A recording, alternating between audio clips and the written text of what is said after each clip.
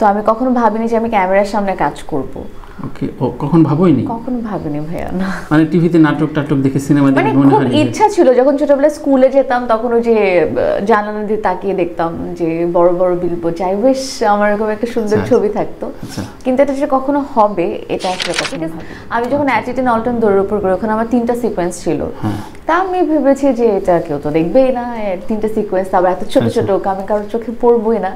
কিন্তু ওই 3টা সিকোয়েন্স যে এত ম্যাজিক্যাল হবে অ্যান্ড পুরো প্রোডাকশনটা এত ম্যাজিক্যাল হবে, সো এটা আমি কখনো ভাবিনি। যেমন আমি শাহরুখ খানের অনেক বড় একজন ভক্ত, সো ওনার যখন লাস্ট সিনেমা বের হলো জওয়ান, তারপর আরেকটা বের হয়েছে, সো জওয়ান যেরকম ম্যাসিভ ভাইরাল হয়েছে, তো এরকম যদি ভাইরাল হওয়া যায় কোনো কাজের মাধ্যমে, কোনো কিছুর মাধ্যমে, তাহলে কেন না? সো এটা তো হতেই পারে।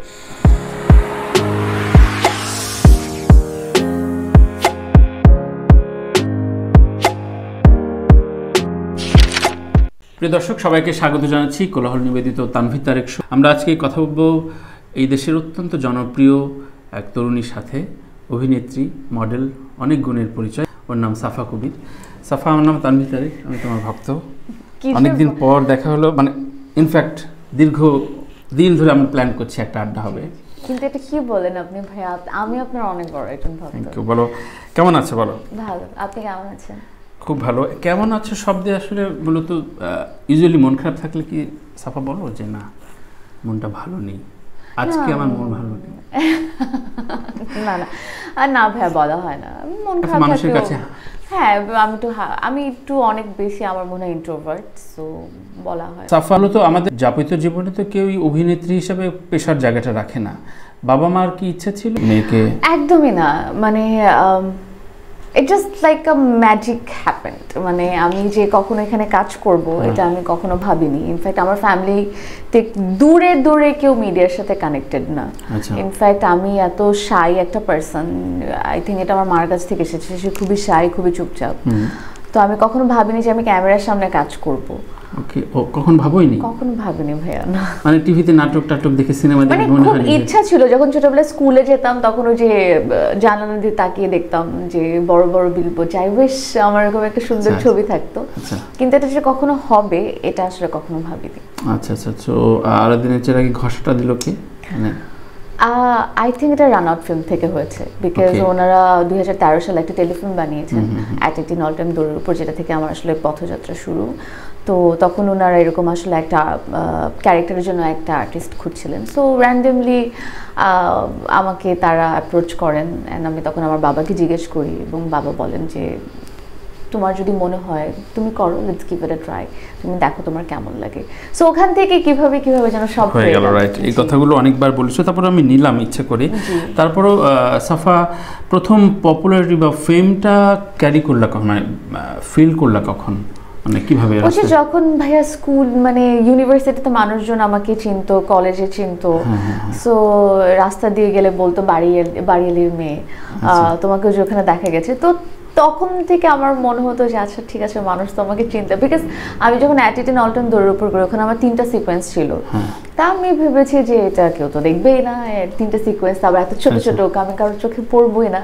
কিন্তু ওই 3টা সিকোয়েন্স যে এত ম্যাজিক্যাল হবে অ্যান্ড পুরো প্রোডাকশনটা এত ম্যাজিক্যাল হবে, সো এটা আমি কখনো ভাবিনি। সো ওইটার কারণে আসলে সো জার্নি 10 বছর হয়ে গেল, রাইট? ধরো আজকে যে একটা এত পপুলারিটির একটা অবস্থান, তোমার বেসিক কারণটা কি মনে করো যে এই কারণে মানুষ আমাকে পছন্দ করে? এটা আমি একটু বুঝি। এটা কখনো নিজে ইকুয়েশন করা যায় না, করা হয় না, এটা বোঝা মুশকিল কেন পছন্দ। আমি নিজে মাঝে মধ্যে নিজেকে প্রশ্ন করি যে ইটস বিন 10 years, কেন এখনো দেখতে চাই, বাট ইটস ব্লেসিং। মানে আমি খুবই বলবো ভাগ্যবান যে এখনো দর্শক আমাকে দেখতে চান, বা আমার কাজ দেখতে চান, বা আমার কাজের জন্য অপেক্ষা করেন। যেমন আমার আজকে একটা কাজ রিলিজ হচ্ছে, সো আমি দেখতে পাচ্ছি যে 5 দিন ধরে যে মানুষজন যে পরিমাণে পোস্ট দিচ্ছে, যে পরিমাণে শেয়ার করছে, যে পরিমাণে অপেক্ষা করছে, তো এই জিনিসগুলো আসলে আমাকে ভাবায় যে হয়তোবা কিছু একটা ঠিক হচ্ছে, যেটার জন্য হয়তোবা এমন হচ্ছে। রাইট, তোমার পেজেও দেখি 3 মিলিয়ন, 6 মিলিয়ন, 8 মিলিয়ন, এটা একেবারে 100 মিলিয়নের পোশাক। বাট এইসব পপুলারিটিতে ধরো একটা পর্যায়ের অভিনয় যখন খুব মানুষ নিয়ে নেয় তখন সমস্ত ডিরেক্টর ওই রকম গল্পে আসে। গল্পগুলো বাছাই করার ক্ষেত্রে বা হা না করার ক্ষেত্রে কারো পরামর্শ নাও শুরুর দিকে নিতে? শুরুর দিকে অবশ্যই নিতাম, এখনও নেই। ইনফ্যাক্ট যখন কোনো বড় প্রজেক্টস আসে তখন আমি আসলে আমার কাছের মানুষজন যারা আছেন, যারা আমাকে প্রতিনিয়ত সাহায্য করেন, মিডিয়ার তো অবশ্যই তারা বেশি বোঝেন। ইনফ্যাক্ট একটা কথা কি ভাই, আমি খুবই মানে I am really blessed with so many good friends. আমার লাইফে এত এত ভালো বন্ধু আছে যারা আসলে প্রতিনিয়ত আমার কাজে এবং আমার পার্সোনাল লাইফে অনেক সাহায্য করে। যেমন আমার এমন একটা ফ্রেন্ড আছে যে আসলে makeup artist, Splendor by Anika Bushra. আমার কোনো কিছু হলে আমি ওর কাছে মেকআপ করতে চলে যাই। আমার আরেকটা ফ্রেন্ড আছে যার একটা বুটিক আছে, বাটারফ্লাই বাই শাগুফতা। আমার কস্টিউম লাগলে আমি তার কাছে চলে যাই।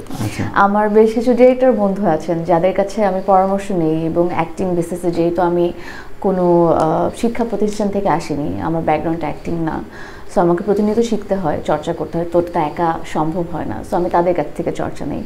সো এরকম অনেক মানুষ আছেন, আমার ভালো ভালো মানুষ আছেন আমার জীবনে যারা আমাকে প্রতিনিয়ত সাহায্য করে। সো তাদের সাথে পরামর্শ। ফাইন। আমি এই প্রসঙ্গটা আসলাম যে থিয়েটার ব্যাকগ্রাউন্ডের কথা অনেক জায়গায় অনেক সময় বলে, ওই জায়গা থেকে কি তোমার কোনো সময় মনে হয় যে এইটার একটা স্কিল থাকলে বোধহয় একটু ভালো হতো? অবশ্যই ভালো হতো ভাইয়া, অবশ্যই ভালো হতো।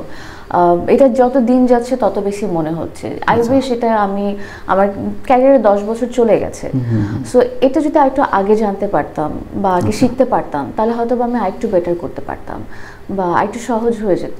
যেহেতু আমার সেলফ লার্নার, আমি নিজে নিজে শিখছি, নিজে নিজে করছি, জানি না কতটুকু হচ্ছে না, হয়তো বা ভুল হচ্ছে, ওটা দেখে আবার নেক্সট প্রজেক্টে কারেক্ট করার চেষ্টা করছি। কিন্তু ওরকম যদি একজন টিচার আমার জীবনে থাকতো তাহলে হয়তো বা ব্যাপারগুলো আরও সহজ। থিয়েটার লার্নিং এর উপর তোমার যথেষ্ট শ্রদ্ধাবোধ আছে। অবশ্যই একটা ভাইরাল ফ্রিকনেস তৈরি হয়েছে আমাদের বিভিন্ন প্ল্যাটফর্মে। ভাইরাল শব্দটা যে খারাপ তা না, কিন্তু ম্যাস পপুলারিটিকে আমরা বেসিক্যালি ভাইরাল, কিন্তু কোন পর্যায়ের ভাইরাল হচ্ছে সেইটা। তো এগুলো কি তোমাকে তাড়ায় কিনা, কোনো রকম পপুলারিটি ফেম তোমাকে তাড়ায় কিনা, বা সেগুলোতে কীভাবে সংযত থাকো বা তোমরা মূল শিল্পীদের থাকতে হয়, এটা কি ব্যাখ্যা করা যায় তোমার এই আজকের ম্যাচিউর পজিশনে এসে? একটু ডিফিকাল্ট প্রশ্ন, চেষ্টা করছি। ভাইরাল তো ভাইয়া, ভাইরাল খুব গুড ওয়েতেও হওয়া যায় আবার ব্যাড ওয়েতেও হওয়া যায়, বাট আই উইল প্রেফার মানে যাতে ভালো পর্যায়ে হয়। যেমন যেমন আমি শাহরুখ খানের অনেক বড় একজন ভক্ত। সো ওনার যখন লাস্ট সিনেমা বের হলো জাওয়ান, তারপরে আরেকটা বের হয়েছে, সো জাওয়ান যেরকম ম্যাসিভ ভাইরাল হয়েছে, তো এরকম যদি ভাইরাল হওয়া যায় কোনো কাজের মাধ্যমে, কোনো কিছুর মাধ্যমে, তাহলে কেন না?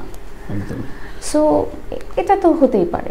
আচ্ছা আচ্ছা আচ্ছা। কেউ কেউ বলেন, কিছু কিছু নির্মাতারা বলেন যে সাফাকে আসলে রিচ করাটা একটু কঠিন, একটু হাই ডিমান্ড করে, পেমেন্ট রেশিও বেশি, সেগুলো কি না পেয়ে বলে নাকি যোগাযোগের একটা অক্ষমতা, কোনটা? আমার কাছে মনে হয় ভাই কমিউনিকেশন গ্যাপটা অনেক বেশি বড় আমাদের এখানকার। কারণ খুবই ইজি, বিকজ আমাদের এখানে সিস্টেমটাই তো আসলে একটু কি বলবো, সিস্টেমেটিক ওয়েতে না।